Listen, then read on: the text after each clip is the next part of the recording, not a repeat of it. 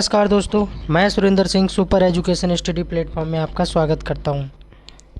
UP triple S C PET की series में एक जी के जीएस की और अच्छी वीडियो लेके आया हूं। चलिए शुरू करते हैं आज की क्लास।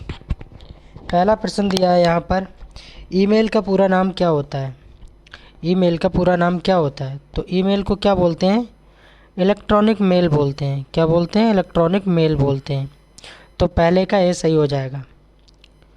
चलिए दूसरा प्रश्न देख लेते हैं। पौधों का रसोई घर किसे कहा जाता है? पौधों का रसोई घर किसे कहा जाता है? तो पौधों का रसोई घर किसको कहा जाता है? पत्ती को कहा जाता है। इसका भी ए सही हो जाएगा, ए फॉर आंसर। दूसरा देखते हैं, तीसरा प्रश्न देखते हैं। निम्न में से जल में घुलनशील विटामिन कौन सा है? तो जल में घुलनशील और वसा में घुलनशील दो ही तरह से क्वेश्चन पूछा जाता है। तो बी और सी को याद रखना है, ये जल में घुलनशील विटामिन है। और वी और सी किस में है? सेकंड वाले ऑप्शन में है। तो ये इसका सही हो जाएगा। बाकी जो बच्चे सब वसा में घुलनशील है। चलिए नेक्स्ट देखते हैं, 4 नंबर प्रश्न। वर्ष 1870 में भारतीय सुधार संघ के संस्थापक कौन थे? काफ़ी अच्छे लेवल के मैंने क्वेश्चन लिए हैं यहाँ पर, जो एग्जाम की दृष्टि से अच्छे हो सकते हैं। तो 4 का क्या हो जाएगा? केशव चंद बी। इसका क्या हो जाएगा? सेकंड वाला सही हो जाएगा, केशव चंद सेन सही हो जाएगा इसका आंसर। 5 नंबर प्रश्न देखते हैं, फेसबुक क्या है? अब फेसबुक आजकल बहुत चलाते हैं लोग, फेसबुक के बारे में पता होना चाहिए कि फेसबुक आखिर है क्या। तो फेसबुक क्या है? तो फेसबुक एक सोशल नेटवर्किंग साइट है, ठीक है। तो सी हो जाएगा इसका आंसर सही, सी फॉर चेन्नई। 6 नंबर प्रश्न देखेंगे, निम्नलिखित में से कौन सी बायोडीजल की फसल है? बायोडीजल की फसल में ये कई बार क्वेश्चन पूछा भी गया है, इसलिए मैंने इसको लिया है। बायोडीजल की फसल कौन सी है? जेट्रोफा हो जाएगा, यानी इसका भी आंसर सी हो जाएगा। क्या हो जाएगा? सी हो जाएगा इसका आंसर। नेक्स्ट देखते हैं, 7 नंबर प्रश्न देखते हैं। वायुदाब को मापने के यंत्र को क्या कहते हैं? वायुदाब किससे मापा जाता है? क्या नाम है उस यंत्र का? तो क्या नाम है? 7 का बी। खैर ये तो लगभग सबको पता होगा, बी इसका सही हो जाएगा, बी फॉर बॉम्बे, सेकंड वाला सही हो जाएगा। 8 नंबर प्रश्न देखते हैं, मानव शरीर में सबसे बड़ी धमनी कौन सी है? मानव शरीर की बात की जा रही है, ह्यूमन बॉडी, जिसमें सबसे बड़ी धमनी कौन सी होती है? तो क्या हो जाएगा इसका? महाधमनी आंसर हो जाएगा, ए सही हो जाएगा, ए फॉर आंसर। 9 नंबर प्रश्न देखेंगे, बैसाखी पर्व कहाँ मनाया जाता है? बैसाखी के बारे में तो लगभग काफ़ी लोग जानते ही होंगे, फिर भी मैं बता देता हूँ। बैसाखी क्या कहाँ मनाया जाता है? पंजाब में मनाया जाता है, ए फॉर आंसर इसका सही हो जाएगा। अच्छा, साथ ही साथ ये भी याद रखिए, गणेश चतुर्थी जो होती है सबसे ज़्यादा धूमधाम से किस राज्य में मनाई जाती है? तो महाराष्ट्र में मनाई जाती है। उत्तर प्रदेश में सबसे ज़्यादा धूमधाम से कौन सा त्यौहार मनाया जाता है? नौटंकी वगैरह चलता है यहाँ पर, और भी होली है, दिवाली है, और भी बहुत सारे त्यौहार मनाए जाते हैं। गुजरात में क्या चलता है? गुजरात में गरबा चलता है, ठीक है। 10 नंबर प्रश्न देखते हैं, हैदराबाद किस नदी पर स्थित है? हैदराबाद कहाँ पर है? तो किस नदी पर स्थित है? तो इसका बी आंसर सही हो जाएगा, बी फॉर बॉम्बे, सेकंड वाला सही हो जाएगा, मूसी नदी पर स्थित है। नेक्स्ट प्रश्न देखते हैं, 11 नंबर, निम्नलिखित में से किसे संसार की छत कहा जाता है? तो संसार की छत किसको कहा जाता है? ये यूपी ट्रिपल एस सी और रेलवे में लोको पायलट में पूछा गया क्वेश्चन है, इसलिए मैंने यहाँ पर इसको लिया है। संसार की छत किसको कहा जाता है? पमीर के पठार को संसार की छत कहा जाता है। 11 का ए सही हो जाएगा, ए फॉर आंसर। 12 नंबर प्रश्न देखते हैं, निम्नलिखित में से कौन सा संसार का सबसे बड़ा मरुस्थल है? संसार की बात की जा रही है, तो संसार का सबसे बड़ा मरुस्थल कौन सा है? बताइए, संसार का सबसे बड़ा मरुस्थल कौन सा है? सहारा मरुस्थल हो जाएगा, ए फॉर आंसर। 12 का ए सही हो जाएगा। 13 नंबर प्रश्न देखते हैं, शेख निज़ामुद्दीन औलिया इनमें से किस सूफी संत के शिष्य थे? ये भी क्वेश्चन कई बार पूछा गया है कि निज़ामुद्दीन औलिया जो थे किसके शिष्य थे? तो इसका सही आंसर क्या हो जाएगा? बाबा फरुद्दीन गंजे शक्कर 3। 13 का क्या हो जाएगा? सी हो जाएगा, सी फॉर चेन्नई। 14 नंबर प्रश्न देखते हैं, ईस्ट इंडिया कंपनी की स्थापना के समय भारत का शासक कौन था? मुगल काल की बात की जाए तो कौन था? अकबर था। कौन था? अकबर, यानी 14 का बी सही हो जाएगा। 15 नंबर प्रश्न देखेंगे, राष्ट्रपति की अनुपस्थिति में उसके समस्त कार्य किसके द्वारा किए जाते हैं।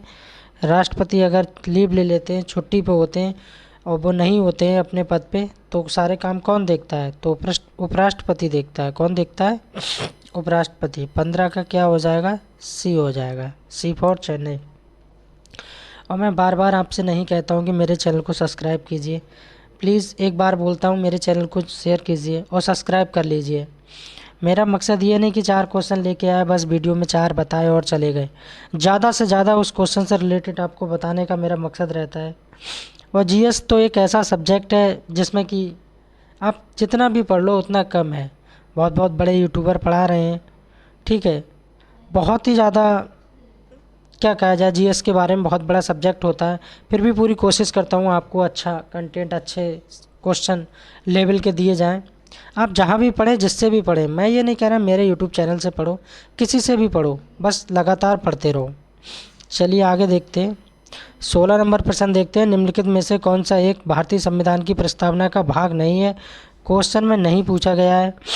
तो प्रजातांत्रिक, धर्मनिरपेक्षता, समाजवाद, ये देखिए सारे हैं, ये तीनों हैं। प्रजातांत्रिक भी है, धर्मनिरपेक्षता भी है, समाजवाद भी है, पर संघवाद नहीं है। तो 16 का क्या हो जाएगा, डी, क्योंकि नहीं में पूछा गया है। 17 नंबर प्रश्न देखेंगे, नाटो। नाटो के बारे में पूछा जा रहा है, इसका मुख्यालय कहाँ पर है नाटो का, नाटो NATO। अब नाटो का कभी मुख्यालय पूछता है, कभी सन पूछता है, कभी इसकी फुल फॉर्म पूछ लेता है, तो मैं तीनों चीज़ें बता देता हूँ। नाटो का मतलब क्या, फुल फॉर्म क्या होती है, नॉर्थ अटलांटिक ट्रेडी ऑर्गेनाइजेशन। ये तो नाटो की फुल फॉर्म हो गई। मुख्यालय इसका कहाँ होता है, ब्रुसेल्स में होता है। 17 का बी सही हो जाएगा, है ना। अब इसकी स्थापना की बात की जाए तो स्थापना कब हुई थी इसकी, 4 अप्रैल 1949 को याद रखना है। 3 क्वेश्चन इससे बनते हैं, तीनों बता दिए, मुख्यालय, स्थापना और इसकी फुल फॉर्म। चलिए नेक्स्ट देखते हैं, 18 नंबर प्रश्न देखते हैं, भारतीय संविधान की 8वीं अनुसूची में कितनी भाषाओं का उल्लेख किया गया है। छोटे बड़े कई एग्जाम में ये क्वेश्चन पूछा गया है, रिपीटेड क्वेश्चन है, तो 22 भाषाओं को यहाँ पर लिया गया है। 18 का क्या हो जाएगा, बी हो जाएगा। 19 नंबर प्रश्न देखते हैं, केंद्रीय एगमार प्रयोगशाला कहाँ अवस्थित है। 19 नंबर प्रश्न में क्या पूछा गया है, तो कहाँ हो जाएगा, नागपुर हो जाएगा। और नागपुर कहाँ पड़ता है, महाराष्ट्र में पड़ता है, ये भी पता होना चाहिए। 20 नंबर प्रश्न देखेंगे, हिंदू विधवा पुनर्विवाह अधिनियम किस वर्ष पारित हुआ था, किस वर्ष पारित हुआ था, ये बताना है। तो इसका सी आंसर हो जाएगा, सी फॉर चेन्नई। 20 का सी सही हो जाएगा। 21 नंबर देखते हैं, अंतर्राष्ट्रीय न्यायालय में कितने जज होते हैं। अच्छा क्वेश्चन है, अंतर्राष्ट्रीय न्यायालय में कितने जज होते हैं। तो अंतर्राष्ट्रीय न्यायालय में कितने जज होते हैं, 15 जज होते हैं। तो 21 का क्या हो जाएगा, सी सही हो जाएगा। अब साथ ही साथ इससे बनने वाले और क्वेश्चन देख लीजिए कि अंतर्राष्ट्रीय न्यायालय आखिर है कहाँ, अंतर्राष्ट्रीय न्यायालय है क्यों और उसका काम क्या होता है, क्यों बनाया गया है। तो अंतर्राष्ट्रीय न्यायालय कहाँ पर है, नीदरलैंड हेग में है, ठीक है। अब होता क्या है, जैसे 2 देशों का बंटवारा हो गया या 2 देशों में विवाद हो गया किसी बात को भी लेके, अच्छा हमारे देश में होता है तो जिला लेवल पे न्याय होता है, राज्य लेवल पे होता है, उसके बाद में हाई कोर्ट भी होता है, सुप्रीम कोर्ट भी होता है ना। सुप्रीम कोर्ट हमारे देश में सबसे बड़ी संस्था होती है, सबसे बड़ा न्याय वहीं से मिलता है। अब सुप्रीम कोर्ट से माना कि हमारा विवाद नेपाल से हो गया, पाकिस्तान से हो गया, तो ये विवाद का फैसला कौन सुनाएगा। अब अदालत वहाँ पर भी है, यहाँ पर भी है, तो ये मामला कहाँ जाएगा, अंतर्राष्ट्रीय न्यायालय में चला जाएगा, जहाँ के जज जो मैं बता रहा हूँ अंतर्राष्ट्रीय जज 15 होते हैं। और इनका साथ ही साथ कार्यकाल याद रखना है, इनका कार्यकाल 9 वर्ष के लिए होता है, ना कि 5 वर्ष के लिए। पीसीएस में भी पूछा गया है, तो इसको अच्छे से याद रखना है। अंतर्राष्ट्रीय न्यायालय में जो जज होते हैं उनका कार्यकाल 9 वर्ष होता है। और कितने जज होते हैं, 15। चलिए नेक्स्ट देखते हैं, 22 नंबर प्रश्न देखते हैं, सबसे बड़ा रबड़ उत्पादक देश कौन सा है। सबसे बड़ा रबड़ उत्पादक देश की बात हो रही है, तो यहाँ पर थाईलैंड का नाम आता है। 22 का बी हो जाएगा, थाईलैंड का नाम आता है यहाँ पर। और थाईलैंड के बारे में अगर थोड़ा सा और डिटेल में जाना जाए तो 4.5 मिलियन टन वार्षिक उत्पादन करता है थाईलैंड इसका। 23 नंबर प्रश्न देखते हैं, किसके वायसराय काल में भारत की राजधानी कोलकाता से दिल्ली स्थानांतरित की गई थी, यानी ट्रांसफ़र की गई थी, उस समय की बात कर रहा है ये। तो लॉर्ड हार्डिंग इसका सही आंसर हो जाएगा, यानी 23 का ए सही हो जाएगा। ए फॉर क्या होता है आंसर। 24 नंबर प्रश्न देखेंगे, भारतीय सॉरी, संविधान में संघवाद किस देश से लिया गया है? तो कहाँ से लिया गया है? कनाडा से लिया गया है। कहाँ से लिया गया है? कनाडा से। तो 24 का क्या हो जाएगा? सी सही हो जाएगा। 25 नंबर प्रश्न देखेंगे, भारत के प्रथम मुख्य चुनाव आयुक्त कौन थे? ये भी क्वेश्चन रिपीटेड है। कौन थे? तो सुकुमार सेन थे। यानी 25 का क्या हो जाएगा? सी सही हो जाएगा। सी फॉर चेन्नई। 26 नंबर प्रश्न देखेंगे, नाबार्ड क्या है? ये भी बहुत बार क्वेश्चन पूछा गया है, रिपीटेड क्वेश्चन है। तो इसका क्या हो जाएगा? तो इसका हो जाएगा 26 का ए। 26 का ए। कृषि सहायक विशिष्ट बैंक है ये, ठीक है, कृषि के लिए काम करती है नाबार्ड बैंक। अब नाबार्ड की स्थापना पूछ लेता है, नाबार्ड क्या है, नाबार्ड की फुल फॉर्म पूछ लेता है, तो ये पता होना चाहिए।